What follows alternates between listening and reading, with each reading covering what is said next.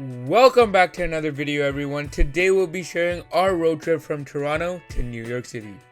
We will be covering some of the main attractions as well as several interesting stops along the way. Before we get started, make sure you like and subscribe, and let's get into it.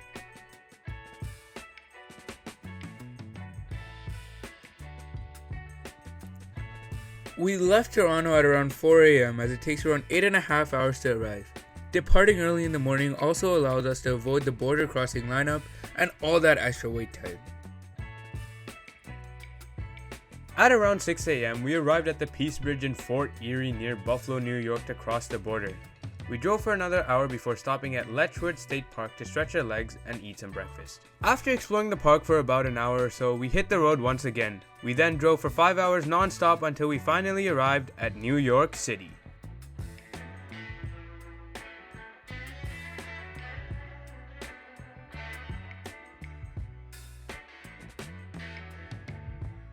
The second day of our trip, we decided to spend the whole day sightseeing.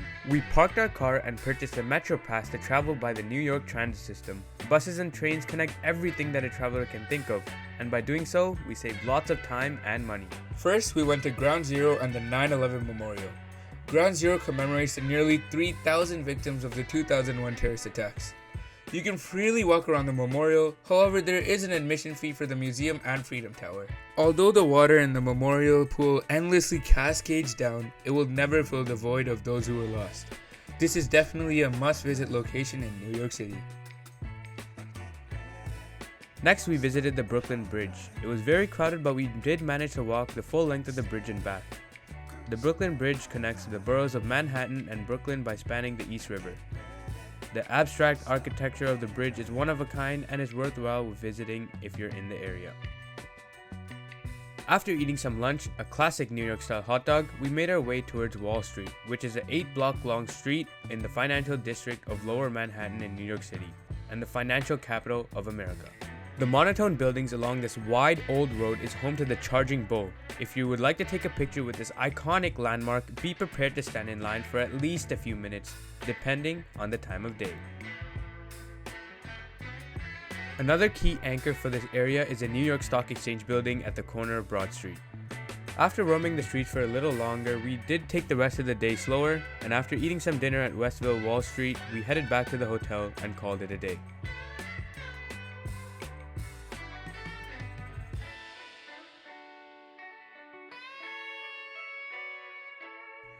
We woke up bright and early as we had booked the ferry to New York Pedestal Reserve at 9 a.m.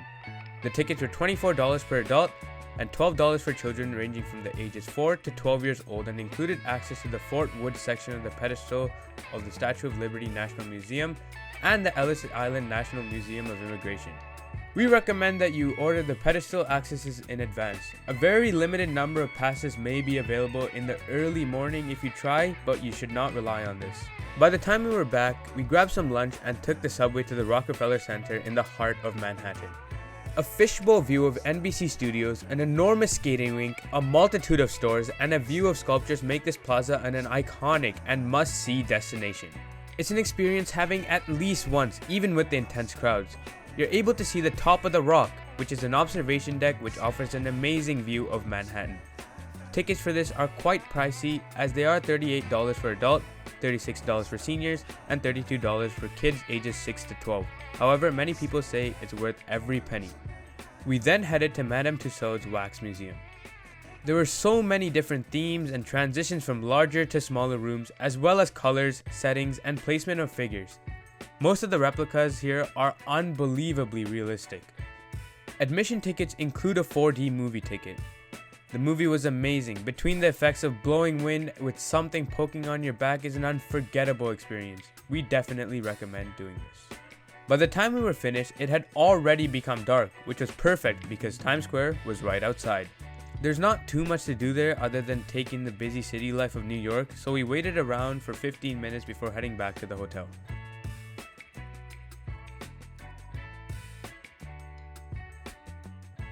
For day 4, we decided to relax some more, so we headed out at around 10 a.m. to go to Central Park. Some of Manhattan's most important attractions are located near or within this park, which includes a museum, a concert hall, and much more. We explored this park until 1 p.m. and we enjoyed it very much as we did it at our very own leisurely pace. The only other activity we had planned for that day was visiting the Grand Central Terminal. Its iconic architecture is perfect to take some amazing photos. The main concourse is a center of activity in the terminal, with people rushing through the massive 275-foot long space trying to catch their train. It is also one of the most beautiful train terminals in the world. After having some lunch, by around 1 o'clock we were heading back to Toronto.